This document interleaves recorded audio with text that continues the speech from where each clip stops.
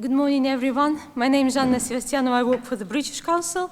This is Maryna Mruga, the Higher Education Directorate of the Ministry of Education and Science of Ukraine. And today we are going to talk about the policy for English we developed in Ukraine. And first, I will briefly talk about the higher education in Ukraine and outline the project, British Council project, which helped to develop this policy, and then I will pass it over to Maryna to talk about policy and our future directions. So with the population of 42 million in Ukraine, we have 193 universities and more than 1,130,000 students, including international students. The number of international students has been steadily growing over the last 7 years, and they come from more than 150 countries to study across Ukraine. And 43% of international students study in English medium. But more and more universities are offering nowadays the program in English medium to local Ukrainian students, and this is a growing interest. So now let us look at the project of the British Council, which contributed into that. In 2014, the Ukrainian government started a lot of reforms due to the Revolution of Dignity, and the law on higher education was the first law adopted by the Parliament. So the British Council initiated the project called English for Universities, supported by the Ministry of Education, to contribute and to assist the process of reforming the higher education. The aim of the project was to strengthen the role of English and the status of English an international tool for collaboration and also for wider interaction, and to open the doors to international level and also to improve the students' and teachers' mobility.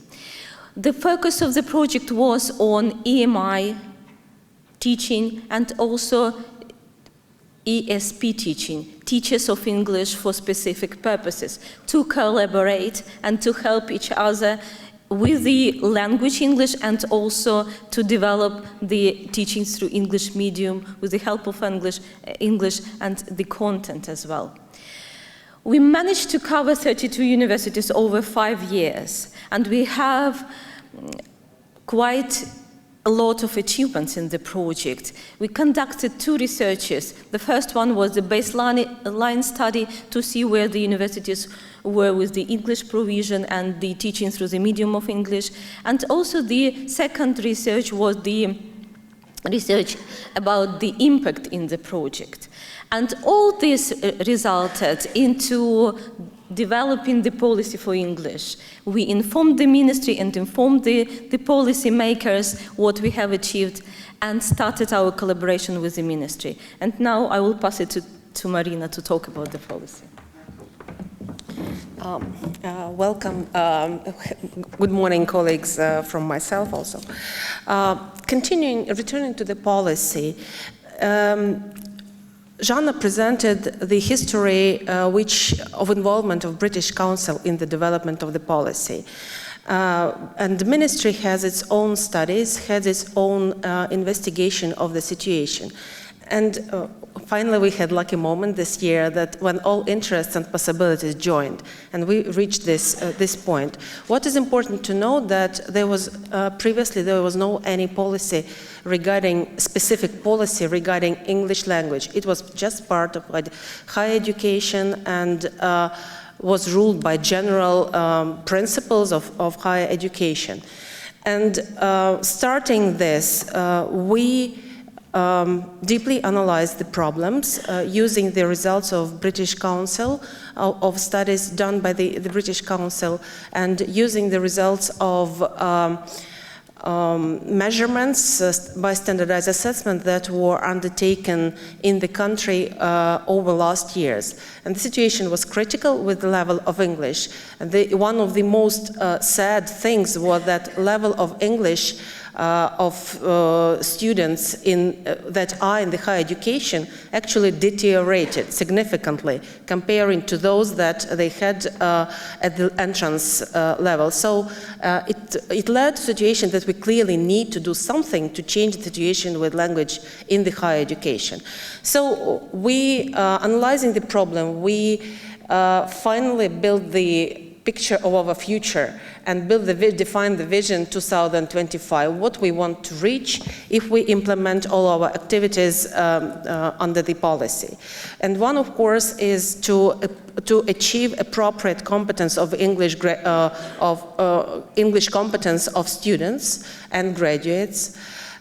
We see it at least B2, and we speak not only of English language teachers, but of massive field. I mean, all graduates which we would like to be at the level B2 after bachelor and higher level after mastership. The second goal is appropriate English competence of academic staff, because today it varies significantly both in English among English language teachers and teachers of EMI programs. And for there, we consider that teachers of English are definitely C1 as a minimum requirement, and teachers of EMI, we agree for B2. We also consider that we need to define the status of English in higher education, because today's status is English is foreign language.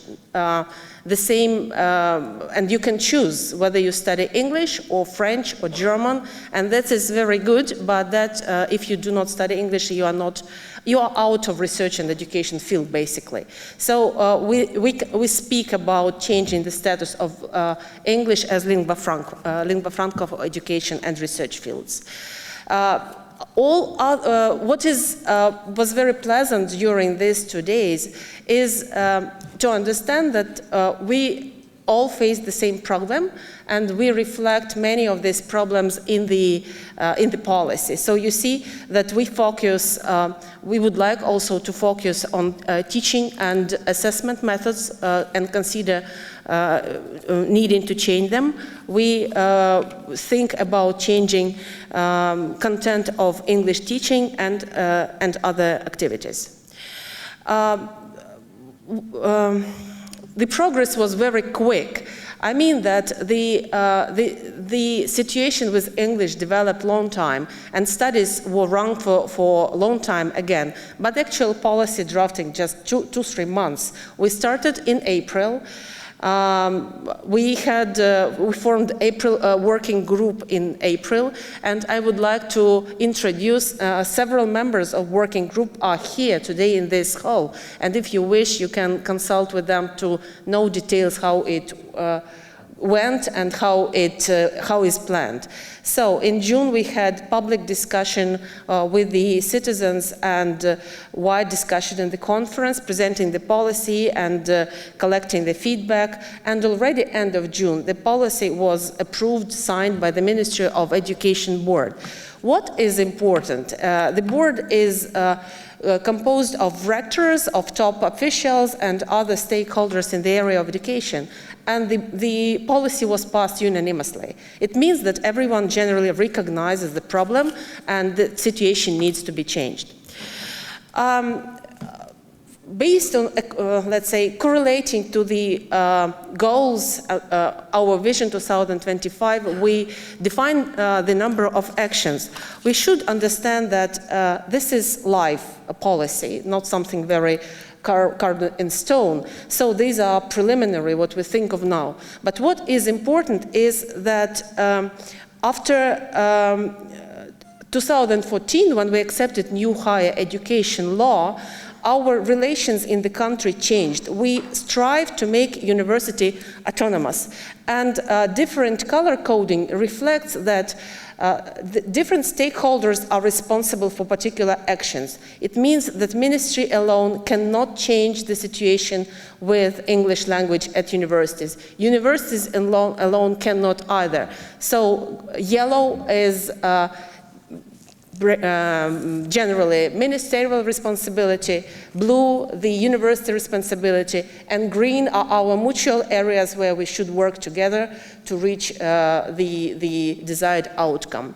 So these are first drafts, first actions. We are not stopping right now on particular activities. They would be distributed. But the general idea is that only in collaboration we would be able to reach it. And but when the goals are set, we hope for a positive result. And to sum up, yesterday we talked about a lot of challenges with EMI. And one of them was the attitude of stakeholders. And this is the evidence how the attitude of stakeholders in Ukraine has changed due to our collaboration and joint effort. Thank you.